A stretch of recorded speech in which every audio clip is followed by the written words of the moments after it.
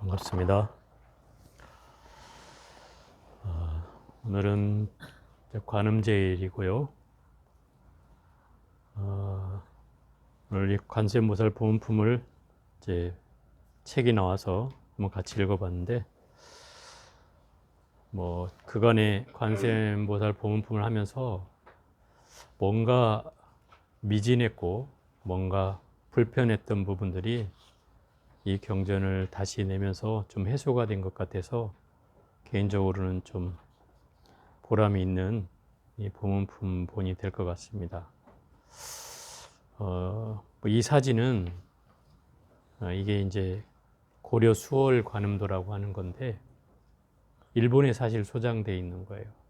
우리나라 수월 관음도가 아주 세계적인 역작이지만 거의 대부분이 일본에 가 있어요.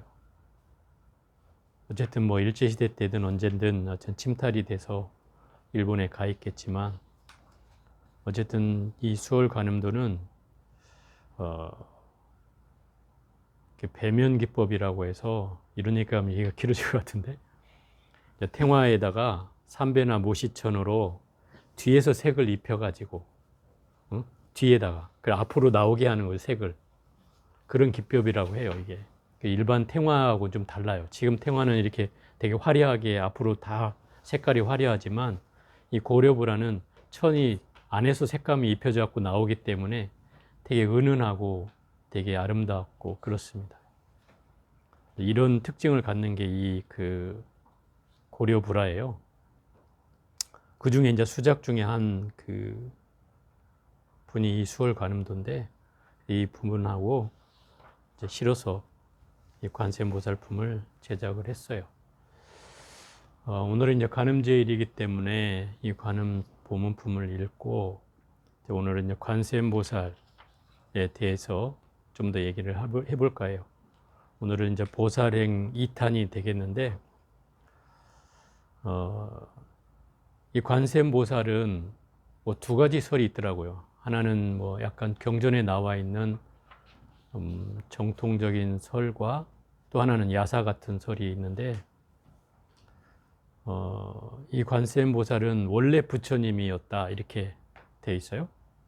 과거에 부처님, 석가모니 부처님보다 더 먼저 부처님이 대신 정광명등불인가 많은 이름을 가진 부처님이었는데, 이제 당신이 이 석가모니 불 시대에 보살로 화연해서 그야말로 중생을 괴로움을 제거하겠노라고 서원을 세우고 이 사바세계에 놔두셨다. 이렇게 얘기되는 이제 특징이 하나 있고요. 또 하나는 이제 이건 야사인데 정통설이 아니란 뜻이죠. 조리와 원리라는 이제 두 명의 아들을 둔 그 부부가 있었는데 어머니가 일찍 이제 돌아가셔서 새 엄마를 얻고 계모를 얻었는데 아버지가 돈 벌러 멀리 간 사이에 이 계모가 두 아들을 학대해 가지고 결국은 이제 섬에다가 버렸다. 두 아들을. 그래서 그 두 아들은 섬에 버려진 채 어린 나이에 버려져 가지고 먹을 것도 못 구하고 해서 거기서 굶어 죽어가는 그런 상황이 그려지고, 이제 조리 원리라는 이름은 일찍 떠났다 이런 뜻이고, 원리는 멀리 떠났다 이런 뜻이에요. 그러니까 두 사람이 떠난 이유가 이제 설명되고, 또 부모를 일찍 여였기 때문에, 부모 중에 어머니를 일찍 여였기 때문에 아마 이름이 붙은 것 같은데, 그 섬에 버려져서 굶어 죽어가면서 이 두 아들이 발언을 했다는 거죠. 나와 같이 이렇게 고통을 받고 힘든 사람들을 내가 다시 태어난다면 꼭 그들을 구제하겠노라고 서원을 세웠다는 거예요. 그래서 이제 죽어갔는데 아버지가 돌아와서 아들의 자초지종을 물으니 이 계모는 시장에서 잃어버렸다. 이렇게 해가지고 이 아버지가 수소문을 한 끝에 그 섬에까지 가게 되었는데 이미 두 아들은 시신이 되어 있더라 이 말이죠. 어쨌든 두 아들이 하나는 관세음보살로 화연하고 하나는 대세지보살로 화연해서 중생의 고통을 외면하지 않고 그들의 고통을 구원하겠다고 서원을 세우시고 모든 어려움을 해결하겠다고 서원을 세우신 그 원력이 이런 얘기를 통해서 등장하게 되죠. 우리가 본품을 읽으면서도 봤지만 이 관세음보살을 일심으로 칭명하고 부르면 물에 빠진 자는 얕은 물에 이르게 하고 불에 떨어진 자는 타지 않게 하고 또 폭풍우를 만나도 그 폭풍우에서 벗어나게 하고, 그죠? 또 강도를 만나도 강도로부터 벗어나게 하고, 또 내가 철창에 갇혀서 쇠고랑에 채워졌더라도 그 쇠고랑이 저절로 풀려지고, 또 낭떠러지에 떨어지더라도 해와 같이 공중에 떠 있고, 뭐 이렇게 8가지 어려움에 처해도 이 관세음보살은 나를 일심으로 부르면 그걸 해결해 줄 수 있다고 얘기를 하고 있죠. 또 이 관세음보살은 33가지의 모습으로 당신이 나투어서 부처의 모습을 원하는 사람은 부처의 모습으로, 또 불보살의 모습으로 원하면 불보살의 모습으로, 또 천왕의 모습으로 원하면 천왕의 모습으로, 또 일반 사람들의 모습으로 원하면 그 사람의 모습으로, 남자의 모습으로, 여자의 모습으로 나투어서 그들의 어려움을 해결해 주겠다고 원력을 세우신 분이다 이 말이에요. 그러니 이 관세음보살의 원력을 우리가 입자 보면 결국 우리가 관세음보살에 대한 지극한 마음을 일으켜야 되는 것이 분명한 조건이 되겠죠. 그리고 이 관세음보살은 이제 화연을 많이 한단 말이에요. 근데 화연을 해도 내가 그것을 알아챌 수 있어야 그게 가치가 있는 거죠. 그죠? 그걸 알아채지 못하면 아무리 나한테 불보살이 찾아와도 그게 불보살인지 모른다 이 말이죠. 그러면 그 공덕은 내 것이 될 수가 없어요. 예를 들어서 예전에 그 삼공요사에도 보면 그 달달박박이라는 이름을 가진 스님과 노일부득이라고 하는 이름을 가진 스님이 산에서 둘이 수행을 하고 있었어요. 열심히 아주 수행을 했어요. 이 달달박박 스님은 계율을 철저히 지키는 스님으로 유명하고, 또 이 노일부득 스님은 설렁설렁하긴 하지만 그래도 깨달음을 얻겠다고 둘이 각자 토구를 구해놓고 토구를 지어놓고 거기서 각자 떨어진 곳에서 정진을 하고 있었는데, 밤이 늦은 밤에 한 여인이 문을 두드린다 이 말이에요. 처음에 달달박박이 있는 집에 문을 두드리면서 하룻밤을 재워달라고 한다 이 말이에요.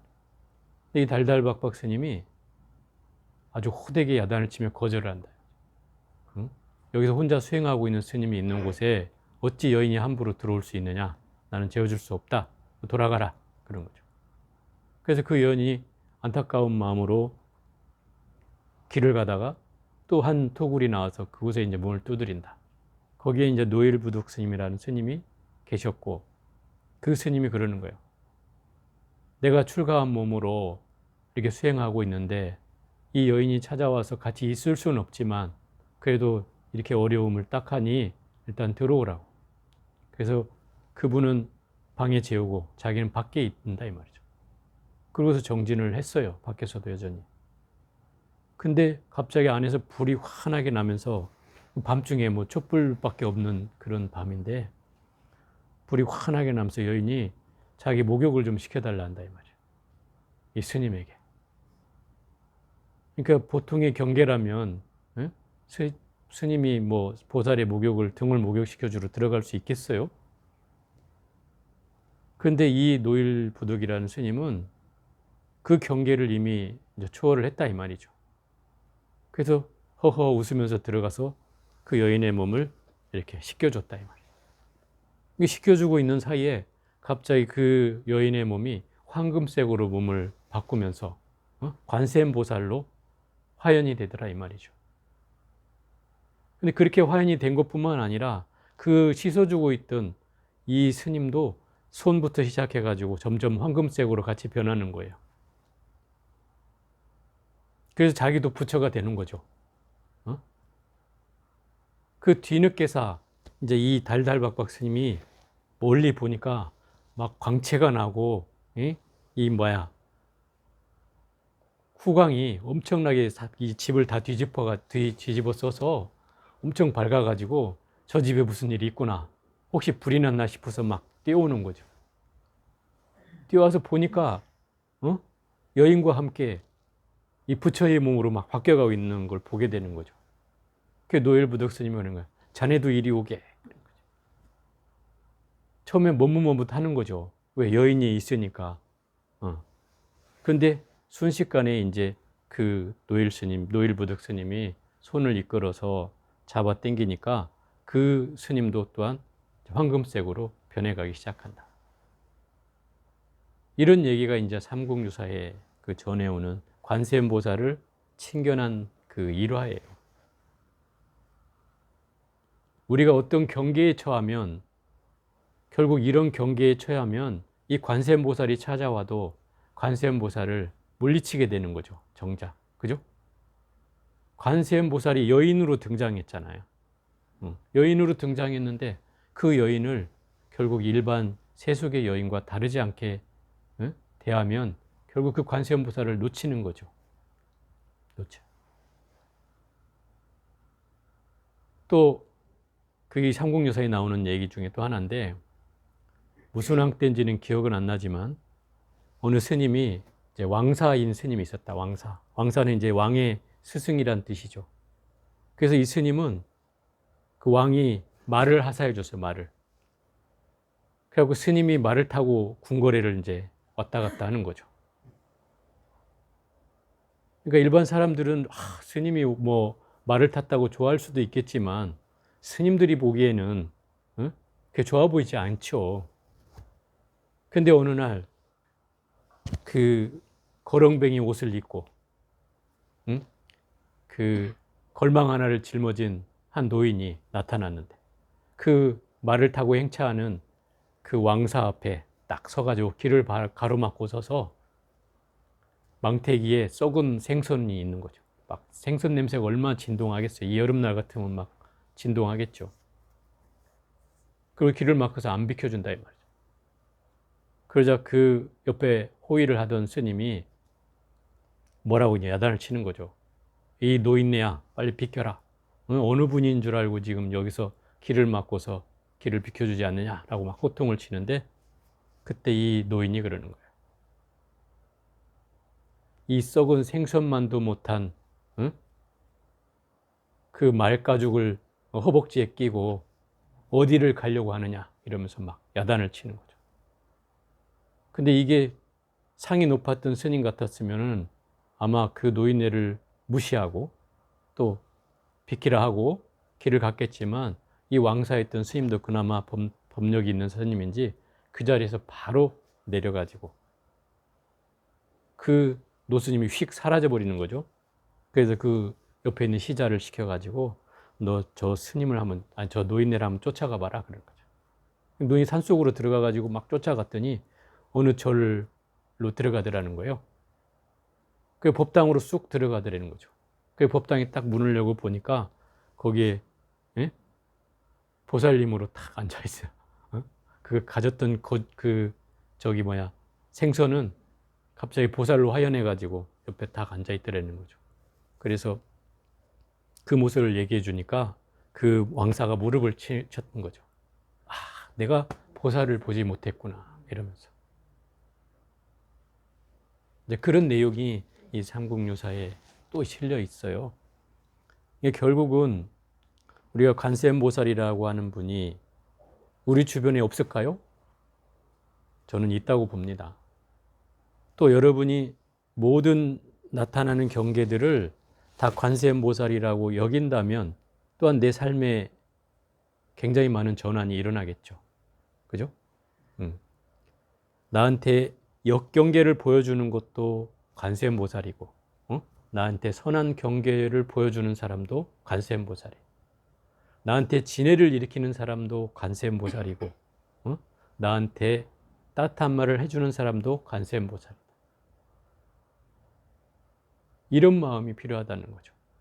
보살행은 내가 어떤 행위를 했더라도 그 행위에 대해서 내가 그것을 전환시키는 마음을 갖는 거예요. 그게 보살행이에요. 설사 나쁜 경계로 보여줘서 내가 화가 나는 상황이 벌어져도 아, 나를 또 이렇게 뭔가 새롭게 나를 깨닫게 하는구나 라고 여긴다면 그 진해조차도 내가 자비로 돌릴 수 있는 그런 경계가 되겠죠.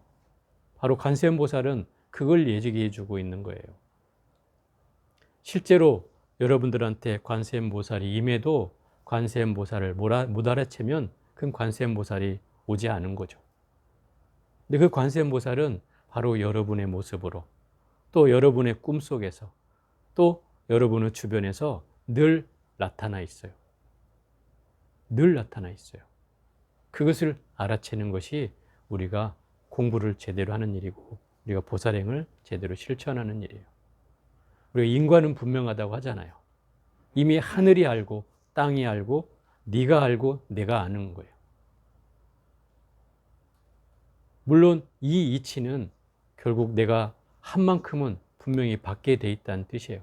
공부를 한 만큼, 또 우리가 알아채는 만큼, 또 보여지는 만큼, 듣는 만큼 충분히 이것을 실천해 갈 수 있고 또 그 실천이 바로 이 보살행을 우리가 담보하는 일이라고 생각이 듭니다. 오늘 이 간음제를 맞이하여 이 관세음보살이 가져다 주는 공덕을 우리가 잘 헤아리면서 이 보살행을 계속 실천했으면 좋겠습니다. 통불하십시오.